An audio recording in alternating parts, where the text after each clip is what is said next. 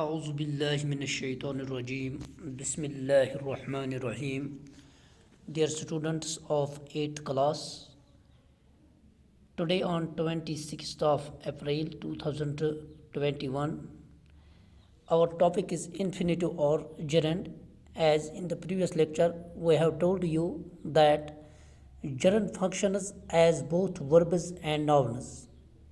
gerund जो है apparently ये हमें लगता है कि ये प्रेजेंट पार्टिसिपल है और इंग फॉर्म अपेरेंटली ज़ाहरी तौर हमें ये लगता है कि gerund जो है ये प्रेजेंट पार्टिसिपल है या इंग फॉर्म ऑफ द वर्ब है। लेकिन ये बच्चों आपको याद रखना चाहिए कि ये जो gerund है ये फंक्शन करता है both as verb and noun.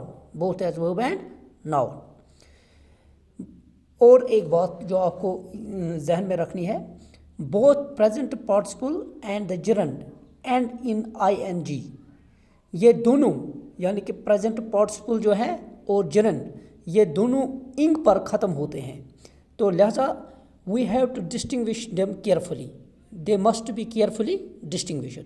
इनमें हमें मोहतात तरीके से हमें इनमें फ़र्क जानना है।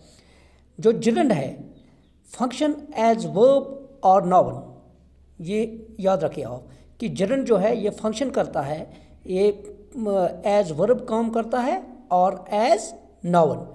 We will take some examples. Suppose laughing, swimming is a fun, swimming is a fun. तो swimming here is gerund because it functions as verb और a noun. Swimming is a fun. Cycling is a fun. These are some examples of gerunds. While as present participle, जो present participle है बच्चों, functions as a verb and an adjective. ये function करता है as verb। कौन? present participle ये function करता है as verb and an adjective. इसके बरक्स जो gerund है ये फंक्शन करता है एज वर्ब और noun. In previous lecture we have made you clear how can we distinguish and we have put before you some examples and that those very examples makes it very clear. Now ट्रे kindly refer to page number 25 of your textbook. Now, in the following sentences, use either infinitive or gerund in order to make them correct. तो infinitive के बारे में in the previous lecture I have told you that infinitive it is the base form of verb. It is the base form of verb preceded by to, to go, to come, to invite. These are some examples of infinitives. Now let's take the first sentence. Dash is good for health. To laughing, तो यहाँ पे बेटा laughing is good for health। तो इसमें to laugh नहीं आएगा क्योंकि laughing is good for health। सेहत के लिए हंसना ठीक है, सेहत के लिए हंसना अच्छा है, क्योंकि जब इंसान हंसता है इंसान खुश रहता है तो उसकी सेहत पर उसका मस्बत असर पड़ता है। Number 2, our turn dash over, we left the library. Our turn being over, हमारी बारी ख़त्म हुई। वी लेफ्ट द लाइब्रेरी, हमने लाइब्रेरी को छोड़ा। यानी कि जब हमारी बारी ख़त्म हुई, अपनी बारी ख़त्म होने पर हमने लाइब्रेरी को छोड़ा। तो यहाँ पे being, our turn being over. Not be forms of verb as you know is, am और was, were, these are be forms of the verbs. But here our turn being over, हमारी बारी ख़त्म हुई, बीइंग ओवर हमारी बारी ख़त्म हुई। We left the library, तो हमने लाइब्रेरी को छोड़ा। Library where books are kept for reading. Number 3, the old woman tried dash to the hospital alone. The old woman tried to go to the hospital alone, to go to the hospital alone.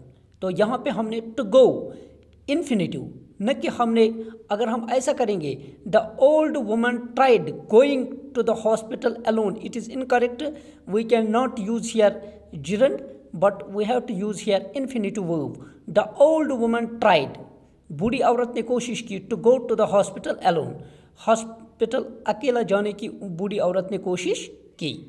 तो number 4, dash late for school is his habit,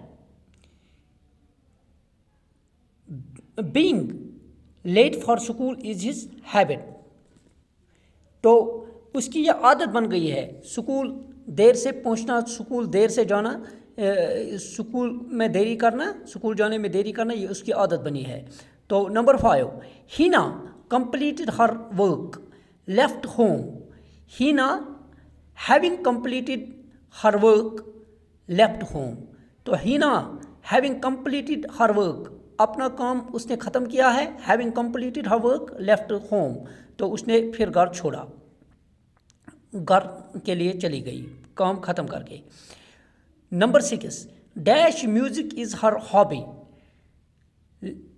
listening music is her hobby, गाना सुनना उसकी आदत है, music सुनना, तार सुनना, ये उसकी आदत, ये उसका मशगला है, ये उसका मशगला है, हॉबी मशगला, यानी कि जो काम इंसान फालतू वक्त में करता है एंटरटेनमेंट के खातिर, जो इंसान करता है फालतू वक्त में वक्त गुजारने के लिए, तो उसको हॉबी बोलते हैं। Number 7, I like dash Arabic literature, I like to read Arabic literature, here we used the infinitive, here we used the infinitive, I like to read Arabic literature, मैं अरबिक लिटरेचर पढ़ना पसंद करता हूँ। Number 8, his only aim was to cheat, his only aim was to cheat, उसका सिर्फ और सिर्फ मकसद एक ही था, to cheat, ये धोखा करना, किसी के साथ धोखा करना, यानी कि धोखा करना उसका वाहिद मकसद था। Number 9, dash is not allowed here, dash is not allowed, fishing is not allowed here, यहाँ मछली पकड़ना मुना है, इजाज़त नहीं है मछली पकड़ने की, यहाँ इस पर यहाँ पाबंदी है। Number 10, children love mud houses, children love to make mud houses, बच्चे पसंद करते हैं मिट्टी के खिलौने, मिट्टी के ये मकान बनाने बच्चों को पसंद है। चिल्ड्रन लव, चिल्ड्रन पसंद करते हैं, टू मेक मड हाउसेज, कीचड़ या मिट्टी के मकान बनाने में वो लुत्फ़ उठाते हैं या इनको ये काम पसंद है। तो इस तरह से प्यारे बच्चों, वी हैव कंप्लीटेड दिस, इंशाल्लाह by tomorrow we will go for the next lesson. It is lesson number 4 of your book. For God's sake, hold thy tongue. Thanks to all.